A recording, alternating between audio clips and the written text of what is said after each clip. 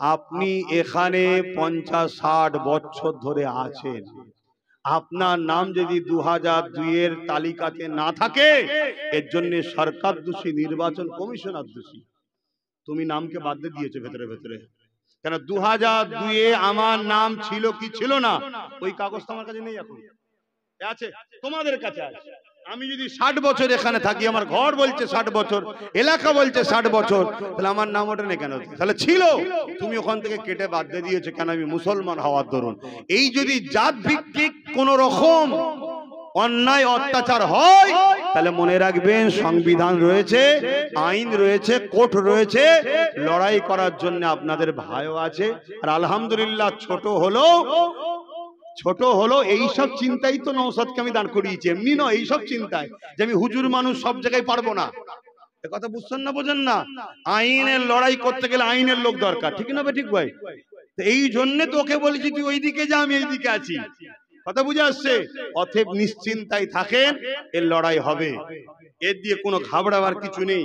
আর একটা কথা বলে যাচ্ছি, আপনাদের কাছে এক শ্রেণীর দরদি আসবে যারা বলবে আমরা থাকতে কিছু হতে দেব না, কিন্তু এই চিটিংবাজ গুলোই 90,000 অফিসার দিয়েছে শেয়ার করার জন্য। শুনছেন তো নাকি? 221 কোটি টাকা খরচ করছে বাংলায় শেয়ার করার জন্য। উপরন্ত কর্ণাটকের সরকার কেস করেছে, কি বিধানসভায় বিল পাস করে এসআইআর কে রুকে দিয়েছে। আর আমাদের সরকার 221 কোটি টাকা খরচ করছে, 90,000 কি দিয়েছে? অফিসার দিয়েছে, যাতে এসআইআর হয়। খুব ঠান্ডা মাথায় মনে রাখবেন, এই দেশে যখন বামফ্রন্ট চলছিল তখন বলেছিল এই রাজ্যের সরকার যে বাংলাদেশি মুসলিম ঘুষপেটিয়া এই বাংলায় ঢুকে গেছে, বলেছিল না? বলেনি? ওই দিন সর্বপ্রথম কেউ মুসলমানকে বাংলাদেশি ঘুষপেটিয়া যে সর্বপ্রথম বলেছে তার নাম হলো মমতা ব্যানার্জি। কথা শুনছেন না শোনেন না? ইতিহাস জানুন, অন্ধর মতো চলবেন না, ফেঁসে যাবেন, ফেঁসে যাবেন। আপনি ফেঁসে গেলে যায় আসে না, আপনার ঘরের ইজ্জতওয়ালা বেটিটা যাবে কোথায়? আপনি ক্যাম্পে যাবেন, কষ্ট পাবেন, ওর থেকে বড় বেইজ্জতির ব্যাপার আমাদের বেটিরা যারা বাপের সামনে গায়ের কাপড় ঠিকভাবে সরায় না, তারা ক্যাম্পে গিয়ে থাকবে কি করে? এ কথা শুনছেন না শোনেননি? অতএব সমাধান আমাকে আপনাকেই করতে হবে, কিন্তু দুটো কথাকে মাথায় রেখে। এক হচ্ছে নিজের ঘরের মধ্যে নিজের কাগজপত্র জোগাড় করব, কাউকে বুঝতে দেবো না। কেন? তাড়াহুড়ো করলে এলাকায় দুশ্মন আছে। স্যার ওকে দেখে একটু সন্দেহ লাগছে, বড় তাড়াহুড়ো করছে স্যার, জানেন স্যার? কিছু বুঝতে পারছেন? ঘাবড়ে যাবেন না। এক। দ্বিতীয় নম্বর কি, কারো হাওয়াতে পাং করে কোনো অফিসারের গায়ে যেন হাত দিয়ে ফেলবে। কেন? যে হাওয়া দিচ্ছে সে শুধু হাওয়াই দেবে। কেন? তার দলের সব মাথা কি বলেছিল, আমি বেঁচে থাকতে হতে দেবো না, বলেছো না? বলেনি? আজকে বেঁচে আছে না মরে গেছে? তাহলে হচ্ছে কি করে? হচ্ছে কি করে? তবে এতটুকু আমি আবার বলতে পারি, যদি এই বাচ্চার উপরে ভরসা রাখে, আপনারা একজন ধর্মগুরু হিসেবে বলছি, নাগরিক হিসেবে আলাদা কথা হবে, সেটা জনসভায় হবে। ধর্মগুরু ঘরের ছেলে হিসেবে ধর্মের মানুষকে বলছি, কোনো অসুবিধে থাকলে আপনি যোগাযোগ করুন, আপনার সমাধানের রাস্তা আছে। গোপন ভাবে যোগাযোগ করুন, হুড়োহুড়ি নয়, টেনশন নয়, তাড়াহুড়ো নয়। কেন? অমিত শাহ মোদির বাবা কালীর দেশ ভারতবর্ষ নয়, এ দেশ আমাদের সবার। এ দেশের জন্য আমাদের সবার। এত বছর ধরে ট্যাক্স দিলাম কি করতে? তাহলে টুপি কিনেছি ট্যাক্স, জামা কিনেছি ট্যাক্স, খেয়েছি ট্যাক্স, চাল দিয়েছি ট্যাক্স, সব করেছি ট্যাক্স দিয়ে। তুমি হঠাৎ করে এসে বলবে এ নয় ও নয়, তোকে অধিকারটা কে দিয়েছে? ঠিক না বেটি? কিন্তু সেটা সংবিধানের ওয়ে লড়াই করতে হবে, সংবিধানকে বাইরে রেখে। তাহলে কিন্তু নিজের পায়ে কুরুল নিজেই মেরে দেওয়া হবে। কি গো, আপনারা ঘাবড়ে আছেন যাচ্ছেন নাকি? এটা আওয়াজ দিয়ে বলুন, ঘাবড়ে যাচ্ছেন না?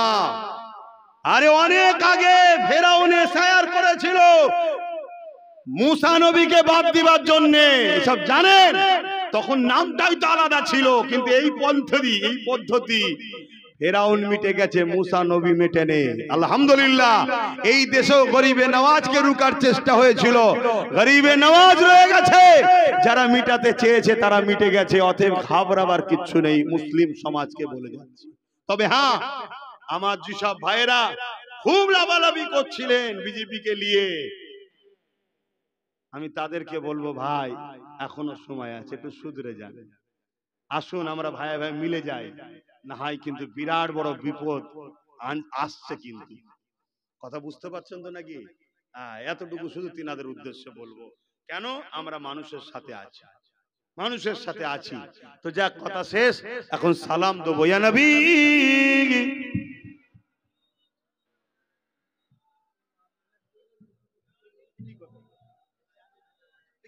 হয় নাকি?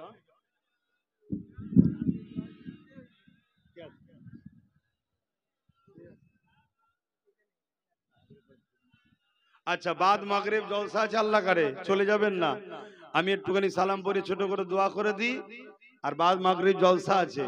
আর একটা কথা বলে যাচ্ছে, একটা জিনিস আমার খুব খারাপ লাগছে, বারবার বলছে, আপনাদের কানে আসে না? আমার ফটো দেন কেন? আমি কোন রাজনীতির নেতা নয় যে আমার ফটো দিয়ে মানুষকে চিনাতে লাগে। কথা মাথায় ঢুকছে? হ্যাঁ, রাজনীতির লোকেদের দিতে লাগবে, প্রচার প্রসারের ব্যাপার আছে, আমার ভোটও দেবেন না। বিশেষ করে এটা ধর্মসভা।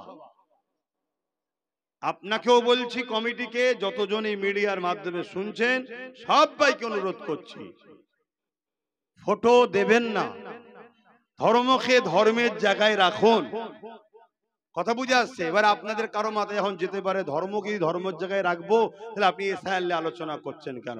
মানুষকে বিপদ ও আতঙ্ক থেকে বাঁচাবার নামও ইসলাম। জোরে বলুন সুবহানাল্লাহ। কারণ আমার বাপের আমার ভাইদের ঘরে দুজন দুদিক দিয়ে হুমকি দিচ্ছে। একজন বলছে কোনো অমুসলিমের টেনশন নেই, সিএ করে নাগরিকত্ব দিয়ে দেওয়া হবে। তাহলে মুসলমানকে ভয় দেখাচ্ছে না দেখাইনি? কথা বলবেন তো? আর একজন বলছে কি, এসআইআর এর নামে এনআরসি করে মুসলমানদেরকে ফাঁসাবার প্ল্যান চলছে। সবাই আমাদেরকে ভয় দেখাচ্ছে। কথা কিছু মাথায় ঢুকছে না? ঢোকে না? এটা পুরো একটা রাজনীতির রুটি শাঁকার কাজ চলছে। অতএব যে এসআইআর রাজনীতির রুটি শাঁকার জন্য হয়, সেই এসআইআর এর বিরুদ্ধে আব্বাস সিদ্দিকী ওপেন বলছি। আর যে এসআইআর আমার দেশের সংবিধান কানুন অনুযায়ী হবে, অর্থাৎ মরা ভোটারের নাম বাদ যাবে। আমার কি বলে 3 জায়গায় নাম আছে, হয়তো কোনো কারণে এক জায়গায় ঘর ছিল, এখন এই জায়গায় হয়ে গেছে, ওখানেও নাম রয়ে গেছে, ওটা বাদ যাবে, ওটা হওয়া দরকার। কারণ ওই জায়গায় আমার নামে অন্য কেউ ভোট দিচ্ছে, এটা জুলুম না? জুলুম নয়? তারপরে দেখা যাবে আমার একটা পরিবার, তার এক জায়গায় বাড়ি ছিল, বিবাহের পর আমার এখানে চলে এসছে, তার ভোটার কার্ড আমার সাথে হয়েছে এখানে, সেখানেও রয়ে গেছে, সেখানে তার নামে অন্য কেউ ভোট দিচ্ছে, এটা নাই না অন্যায়?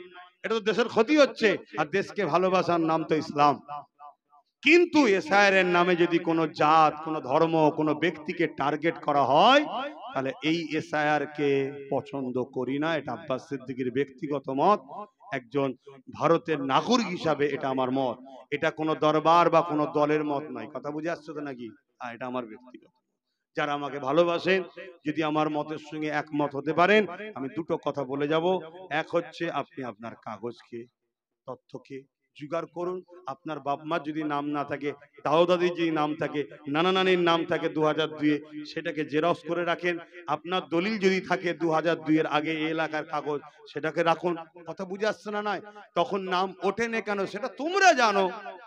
আর এই যে নাম ভুল টুল হয়েছে বলছেন না, ভুল হয়েছে তো সেটা তোমাদের দোষ নয়, ভুল হয়েছে সরকারি অফিসারদের।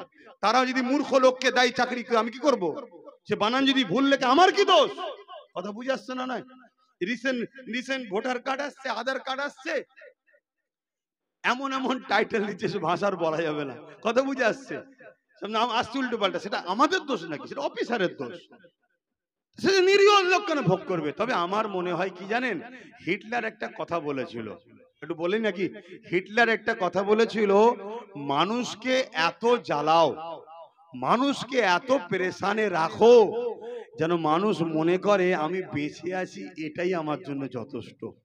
আমার দেশে 2014 থেকে দেশের মাথায় যে বসেছে, সে কি আর ছোটখাটো হিটলার মনে হচ্ছে নাকি? এত জ্বালাচ্ছে, কখন নোটবন্দি, কখনো লিঙ্ক করো আধারের, কখনো কি বলে কৃষকদের বিরুদ্ধে আইন, কথা বুঝে আসছে, কখনো জিএসটি, নানান ভাবে পেরেশানে রেখেছে।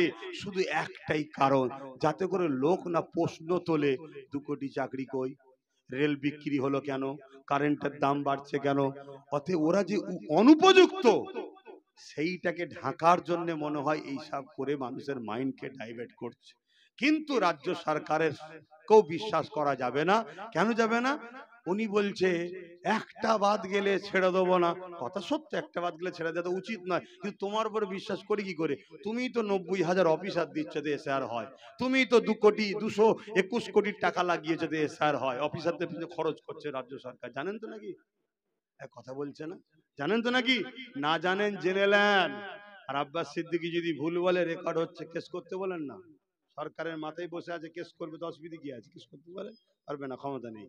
শুধু ঘুরিয়ে ফিরিয়ে এসে মুসলমানদের ভয় দেখাবে, এই হুমবুড়ির মা চলে আসবে, হুমবুড়ির মা চলে আসবে। অতএব আমরা আর বাচ্চা নেই, আমরা হুমবুড়ির মাকেও পাকড়াবো। হুমবুড়ির মাকে যে গুজরাট থেকে রাস্তা দেখিয়ে দেখিয়ে নিয়ে আসছে তাকেও ছাড়বো না, তাকেও পাকড়াবো। বলুন ইনশাআল্লাহ।